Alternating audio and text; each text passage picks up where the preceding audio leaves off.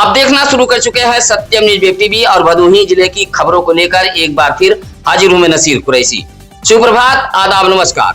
आज मंगलवार की खबरों में क्या कुछ है, देखिए भदोही जिले की इस बड़ी व अहम खबर के साथ। भदोही शहर के इंदिरा मिल के प्रतिमा हॉस्पिटल में कूल्हा ऑपरेशन के दौरान महिला मरीज की मौत के बाद जमकर हंगामा हुआ है। मिर्जापुर के इमली घाट पश्चिम मोहल्ला निवासी राजेश पांडे की 45 वर्षीय पत्नी पूनम पांडे को 5 दिन पहले भर्ती कराया गया था। सोमवार की शाम करीब 4 बजे उन्हें ऑपरेशन के लिए ओटी में ले जाया गया, लेकिन रात 7 बजे मौत की खबर मिलते ही परिजन भड़क उठे।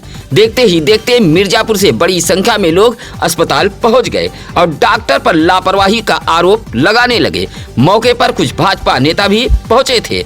हंगामे की सूचना पर भदोही कोतवाली पुलिस भी पहुंची और हालात को संभालने का प्रयास किया। परिजनों का कहना है कि मरीज स्वस्थ थी, लेकिन ऑपरेशन के दौरान डॉक्टरों की लापरवाही से मौत हो गई है। काफी देर तक प्रतिमा हॉस्पिटल पर हंगामा होता रहा। अस्पताल में आदमी जाता है एक बच्चों के लिए, एक डॉक्टर मांगता है। हमारे मृतक के साथ दुर्व्यवहार किया गया इस हॉस्पिटल में, एक कतई उचित नहीं था। भदोही शहर का प्रतिमा हॉस्पिटल उस वक्त विवादों में आ गया जब कूल्हे के ऑपरेशन के दौरान महिला मरीज की मौत से माहौल गर्मा गया था।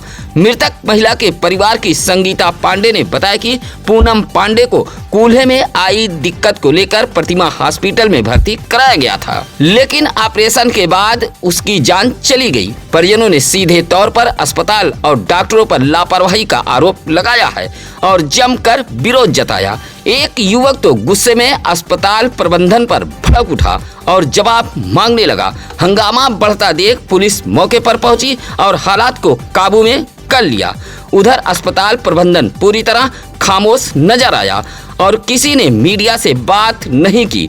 देर रात तक परिजन और अस्पताल पक्ष के बीच बातचीत चलती रही, लेकिन सवाल जस का तस बना रहा कि आखिर ऑपरेशन टेबल पर मौत कैसे हुई। अच्छी खासी गई, बोल बतिया के हंस के गई और वहाँ गई। उस 4-6 बच्चे पतले पतले लड़के टाइप के थे, वो लोग 1 घंटे से ले गए। तो विंध्याचल दूसरे के वहाँ फोन गया कि वो मर गई। ये लापरवाही मानेंगे इसलिए कि 1 घंटा पहले ले गए, छोटे छोटे सब लड़के टाइप के थे। 1 घंटे के बाद डॉक्टर गए, उसके बाद क्या हुआ मरीज को क्या नहीं हुआ, ये तो हम लापरवाही मानेंगे ही मरीज को। हम मरीज को अच्छा खासा लेके आए थे।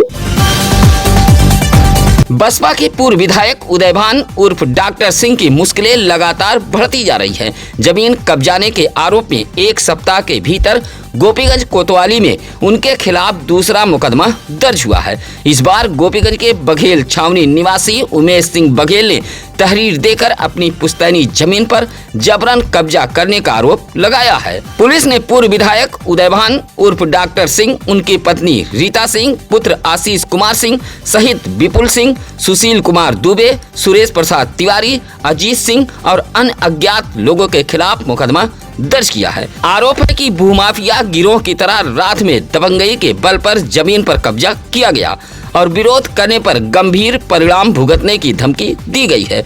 मुकदमा दर्ज होने के बाद मामले ने राजनीतिक और कानूनी गलियारों में हलचल बढ़ा दी है। ज्ञानपुर के शिवरामपुर नहर पुलिया के पास तेज रफ्तार कार ने स्कूटी सवार को जोरदार टक्कर मार दी। टक्कर होते ही स्कूटी कार में फंस गई और चालक उसे करीब 3 किलोमीटर तक लेकर भागता रहा। इस दौरान इलाके में 2 लोगों के मौत की अफवाह फैल गई, जिससे हड़कंप मच गया था। सूचना मिलते ही ज्ञानपुर, गोपीगंज और सुरियामा पुलिस सक्रिय हो गई।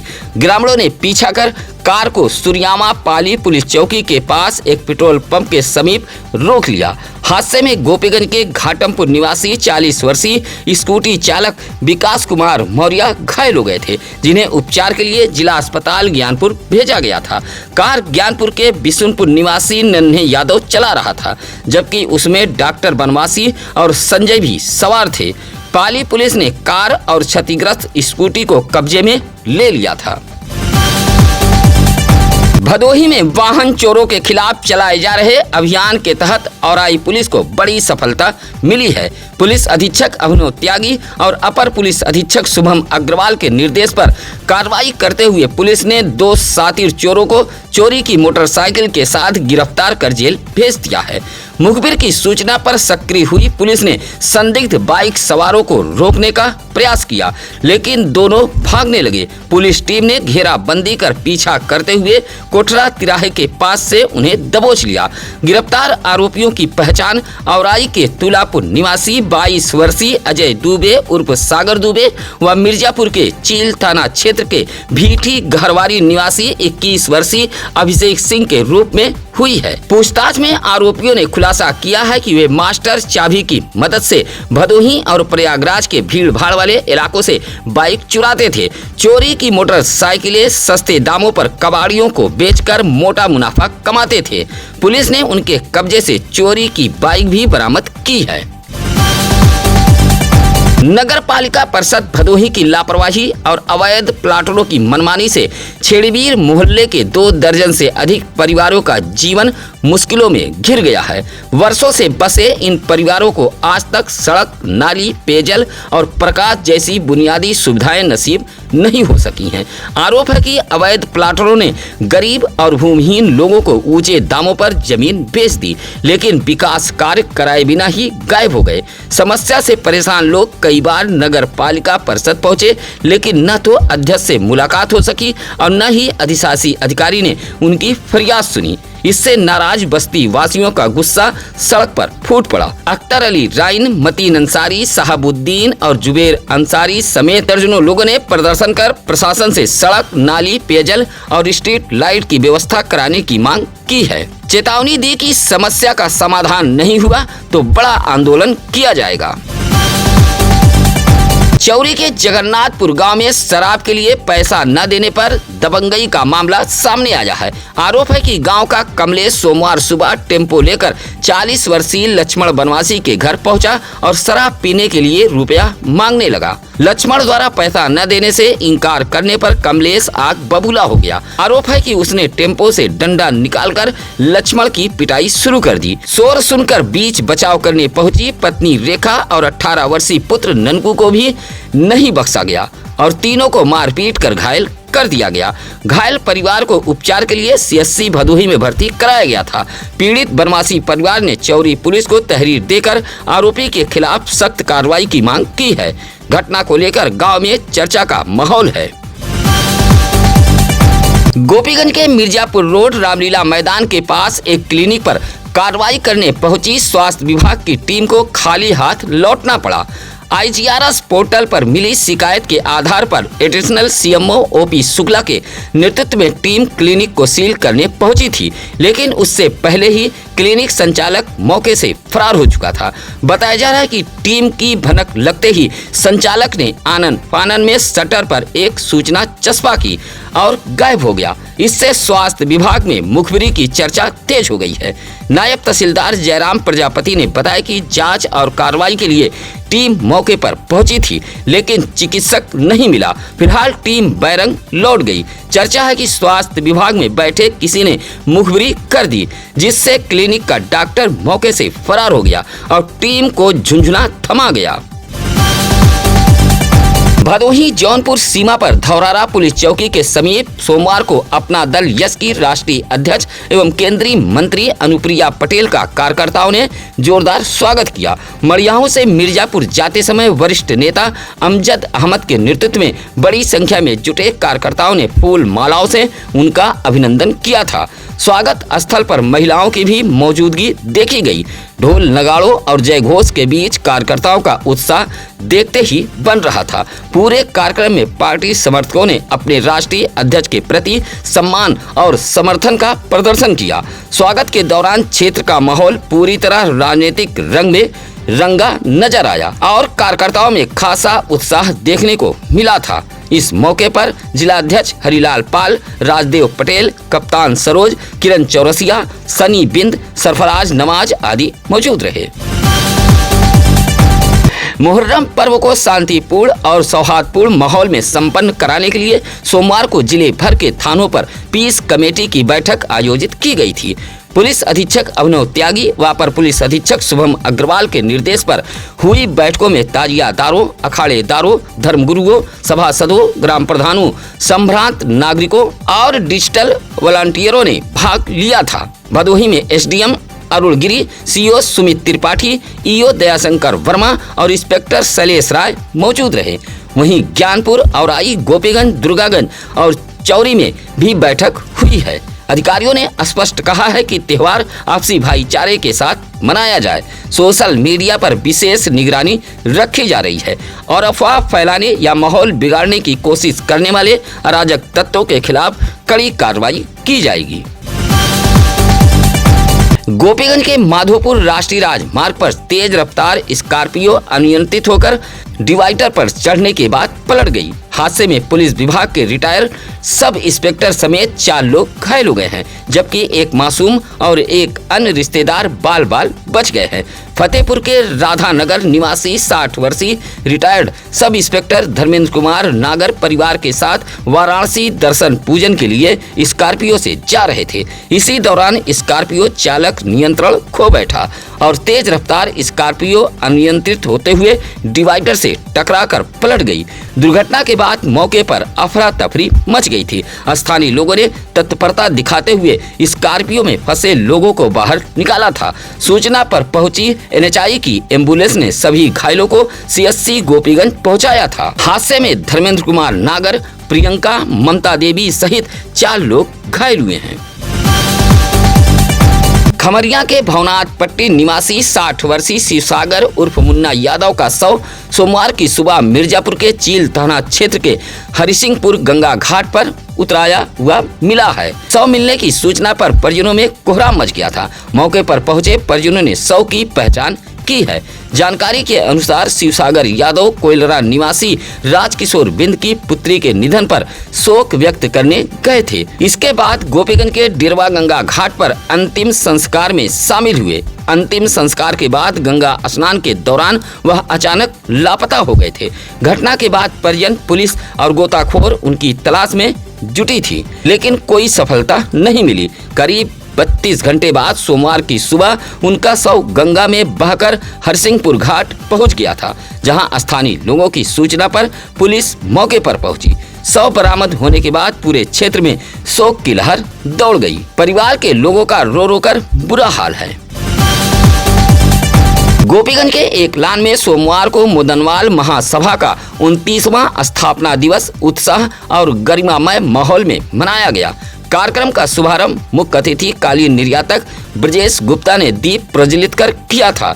वक्ताओं ने समाज की एकता, शिक्षा और सामाजिक उत्थान को समय की सबसे बड़ी आवश्यकता बताते हुए युवा पीढ़ी को अपनी परंपराओं और संस्कारों से जोड़ने का आह्वान किया। समारोह में समाज के विभिन्न क्षेत्रों से जुड़े समाज सेवियों, कारोबारियों और व्यापारियों को सम्मानित भी किया गया। कार्यक्रम के दौरान महासभा के संरक्षक स्वर्गीय प्रकाश चंद मुदनवाल सतनु के आकस्मिक निधन पर 2 मिनट का मौन रखकर श्रद्धांजलि अर्पित की गई। आयोजन की कमान कार्यवाहक जिलाध्यक्ष विनोद मुदनवाल ने संभाली थी। इस मौके पर महेश मुदनवाल, संतोष मुदनवाल, बबलू मुदनवाल, ओम प्रकाश मुदनवाल आदि मौजूद रहे।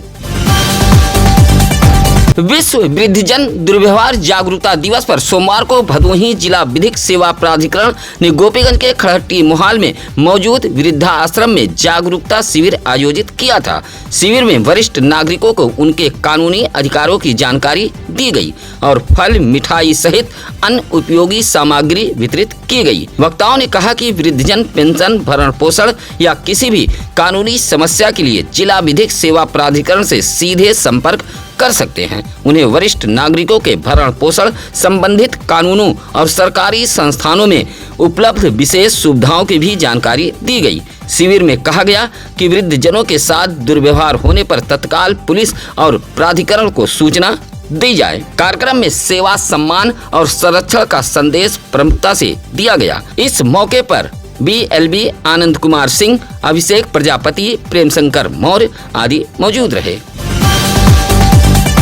भदोही को नया पुलिस क्षेत्राधिकारी मिल गया है। युवा पुलिस अधीक्षक अभिनव त्यागी के निर्देश में नवागत सीओ सुमित त्रिपाठी ने सोमवार को कार्यभार ग्रहण कर लिया है।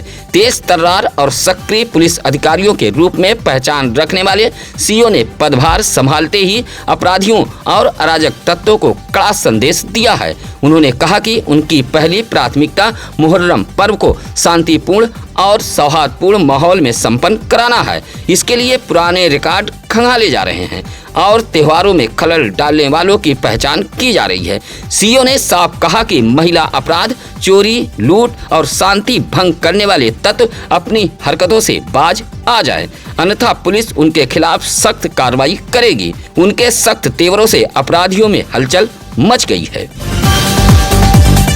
बरहवें अंतर्राष्ट्रीय योग दिवस के मौके पर सोमवार को पुलिस लाइन ज्ञानपुर में 7 दिवसीय योग सप्ताह का भव्य शुभारंभ हो गया है। आयुष विभाग और जिला प्रशासन के संयुक्त तत्वाधान में आयोजित कार्यक्रम का उद्घाटन जिला पंचायत अध्यक्ष अनिरुद्ध त्रिपाठी, भाजपा जिला अध्यक्ष दीपक मिश्रा, जिलाधिकारी शैलेश कुमार, पुलिस अधीक्षक अभिनव त्यागी, सीडीओ बाल गोविंद शुक्ल और सीएमओ डॉक्टर संतोष कुमार चक सहित अन्य अधिकारियों ने दीप प्रज्वलित कर किया है। अतिथियों को पुष्पगुच्छ, माल्यार्पण एवं पौधा भेंट कर स्वागत किया गया। उद्घाटन के बाद जनप्रतिनिधियों, अधिकारियों और योग साधकों ने सामूहिक योगाभ्यास किया था। इस वर्ष की थीम स्वस्थ वृद्धावस्था के लिए योग रखी गई है, जिसका उद्देश्य वरिष्ठ नागरिकों को स्वस्थ, सक्रिय और सकारात्मक जीवन जीने के लिए प्रेरित करना है।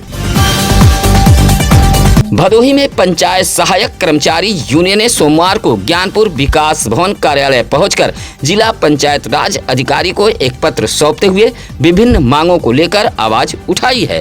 पत्र में पंचायत सहायकों के लिए ऑनलाइन उपस्थित प्रणाली, अलग पोर्टल, आवश्यक संसाधनों की उपलब्धता, मानदेय वृद्धि और अस्थायी सेवा नियमावली लागू करने जैसी प्रमुख मांगे शामिल रहीं। यूनियन का कहना है कि पंचायत सहायक गांव स्तर पर कई विभागीय योजनाओं का संचालन कर रहे हैं, लेकिन सुविधाओं और सम्मानजनक मानदेय का अभाव है। ज्ञापन में चेतावनी दी गई कि यदि मांगों को जल्द निर्णय नहीं लिया गया तो पंचायत सहायक आंदोलन का रास्ता अपनाने को मजबूर होंगे। इस मौके पर रवि, खुशबू तिवारी, मनोज कुमार, विवेक आचार्य, सौरभ आदि मौजूद रहे।